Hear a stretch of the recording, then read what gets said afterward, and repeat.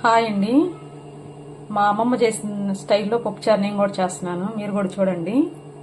ఇదిగోండి, పసుపు, కారం, నూనె, చింతపండు, ఒక నిమ్మకాయ సైజు అంత చింతపండు, 2 ఉల్లిపాయలు, ఒక 10 పచ్చిమిరపకాయలు, 4 టమాటాలు.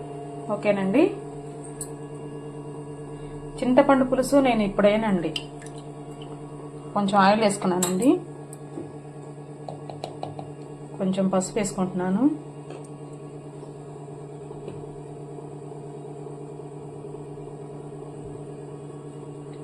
కొంచెం కారం వేసుకుంటున్నాను.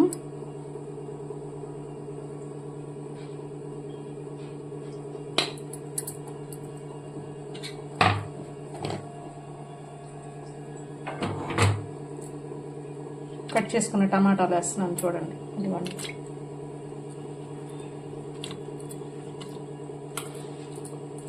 ఉల్లిపాయలు, టమాటాలు, మిర్చి అన్నీ ఒకేసారి వేస్తున్నాను. ఓకేనండి.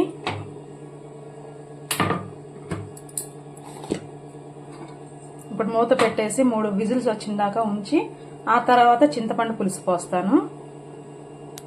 ఇదిగోండి, పప్పు మెత్తగా ఉడికిపోయింది, చూడండి మీరు కూడా.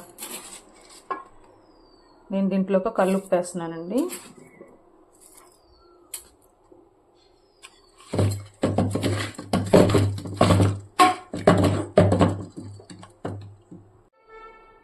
ఇదిగోండి, పప్పు మెత్తగా మెదుపుకున్నాను, చూసారుగా. ఇదిగోండి, మెత్తగా అయిపోయింది. ఇలా ఉంటేనే, కొంచెం ఒకలుగా ఉంటేనే పప్పుచారు బాగుంటుందండి. ఇదిగోండి, చింతపండు పులుసు పోస్తున్నా దీనిలో. ఓకేనండి.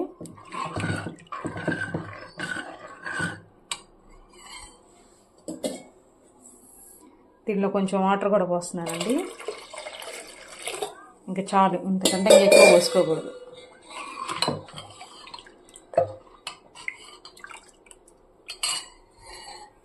ఇదిగోండి, తాలింపులోకి ఎండుమిర్చి, ఎల్లిపాయలు, పెద్దుల్లిపాయి, కరివేపాకు. ఎల్లిపాయలు నేను ఇలా పెట్టుకుంటానండి, ఇలా వేసుకుంటాను. ఆయిల్లో బాగా ఏగితే టేస్టీగా ఉంటాయి ముక్కలు. లేకపోతే మనం చితక్కొట్టి వేసామంటే పిల్లలు పక్కన పెట్టేస్తారు. నేను ఇలానే వేస్తానండి. ఇదిగోండి, తాలింపు గింజలను ముందే వేసి పెట్టాను. తర్వాత చిన్నుల్లిపాయలు,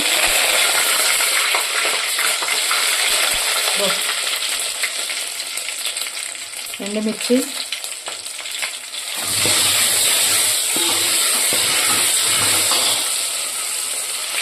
ఇంగువ,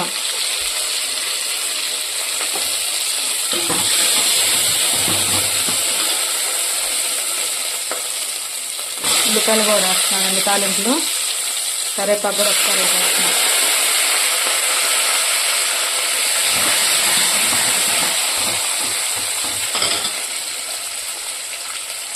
ఇదిగోండి, తాలింపు ఇలా వేగిపోయింది కదా.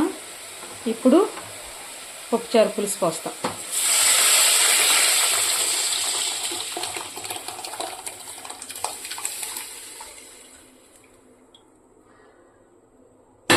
ఇంక ఈ చారు బాగా మరగాలండి, ఆయిల్ పైకి తేలిందాక మరగాలి, అప్పుడు టేస్ట్ బాగుండిద్ది. ఓకేనండి. ఈ పప్పుచారు ఉంటే చాలు, ఆ రోజు మా ఇంట్లో కడుపు నిండా అన్నం తింటాం. మిగతా కూరల కంటే కూడా పప్పుచారు బాగా ఇష్టంగా తింటాం, మా చిన్నబాబు నేను. మేము సాంబారు పిచ్చి, పప్పుచారు పిచ్చి వాళ్ళం అండి. బాయ్ అండి, ఉంటాను.